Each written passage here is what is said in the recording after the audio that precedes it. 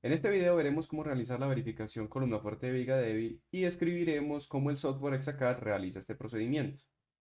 Cuando un edificio de pórticos se somete a una aceleración lateral, tiende a deformarse de esta manera, concentrando las mayores rotaciones en los extremos de las vigas y columnas.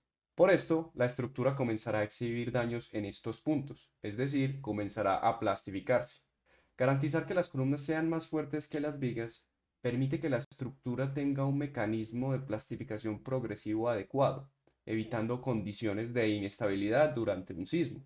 En caso de que alguna columna no cumpla con esta condición, debe despreciarse completamente su rigidez lateral y debe confinarse desde el punto donde no cumple esta condición hasta la cimentación.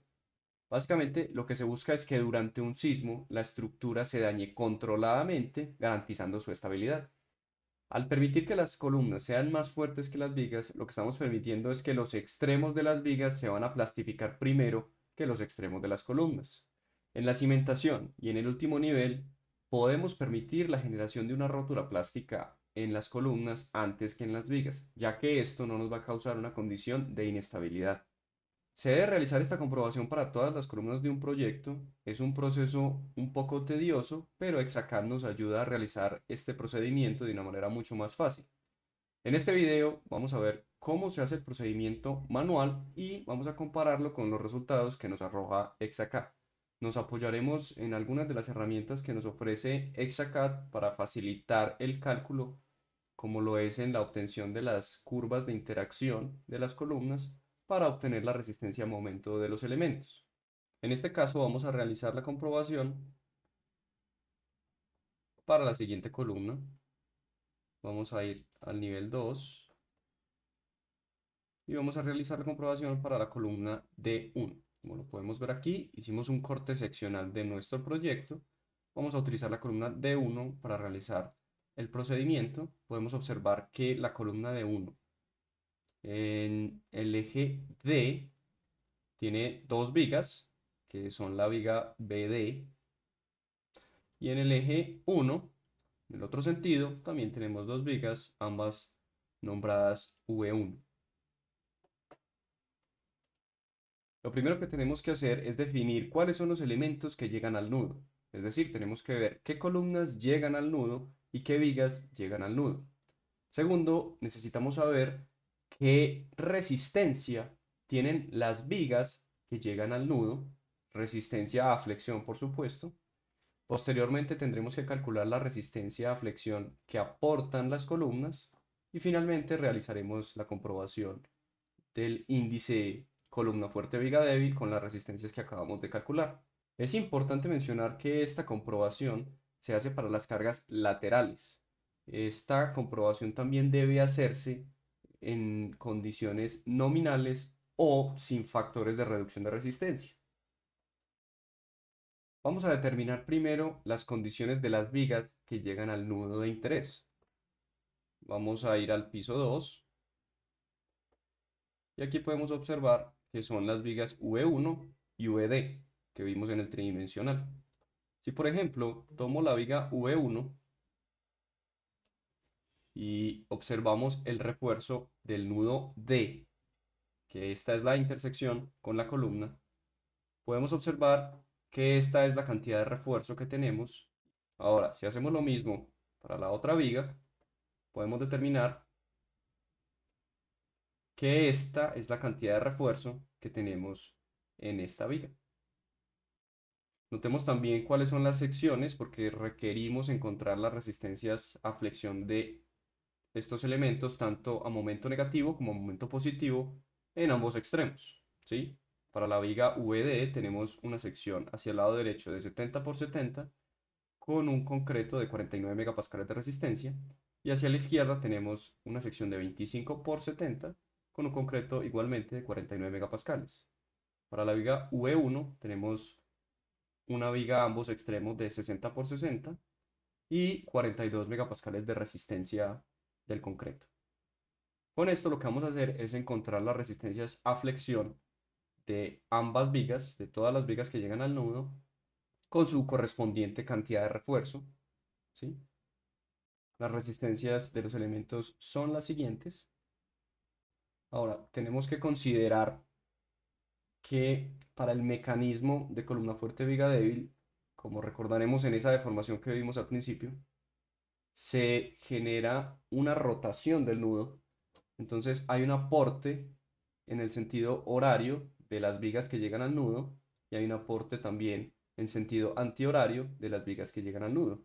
Entonces lo que tenemos que hacer es encontrar ese momento, todo ese momento en sentido horario y en sentido antihorario, sumando las resistencias correspondientes de las vigas del nudo.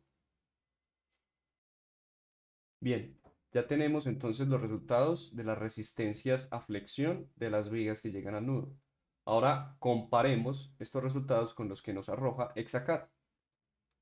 En Hexacat, si yo quiero ver el índice columna fuerte viga débil de un piso en particular, de un punto en particular, basta con seleccionar la columna,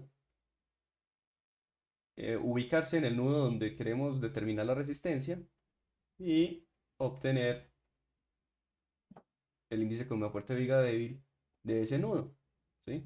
Podemos obtener todos los valores que nos interesan para calcular el índice columna viga. Recordemos que la comprobación se hace alrededor del eje X global o el eje horizontal y el eje Y global o el eje vertical. Las comprobaciones se hacen alrededor de estos ejes, ¿sí? Como lo podemos ver, Hexacat hace las comprobaciones para el eje X horario, eje X antihorario, eje Y horario y eje Y antihorario. Nuevamente recordemos, estas comprobaciones se hacen a nivel nominal, sin factores de reducción de resistencia.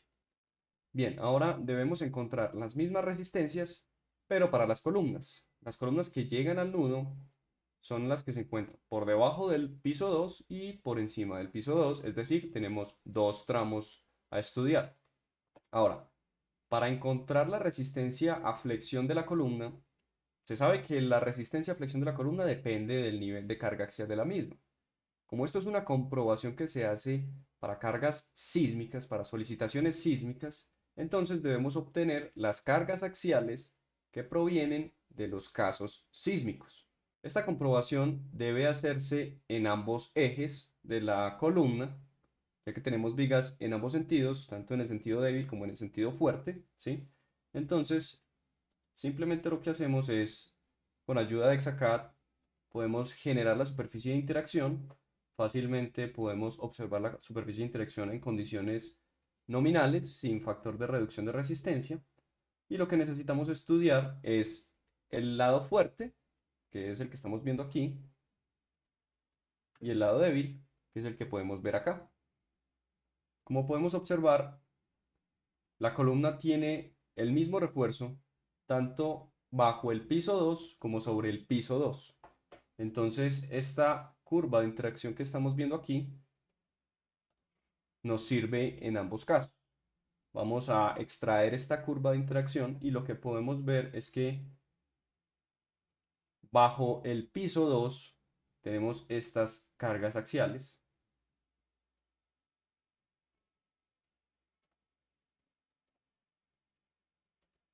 y sobre el piso 2 en la parte inferior, por supuesto,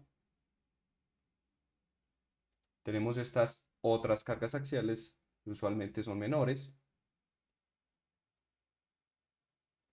Lo que necesitamos hacer es obtener un rango de cargas para definir para cada una de esas cargas la resistencia a flexión correspondiente de esa columna y tomaremos la menor, ya que es la menor resistencia que puede proporcionar esta sección ante una determinada condición de carga lateral.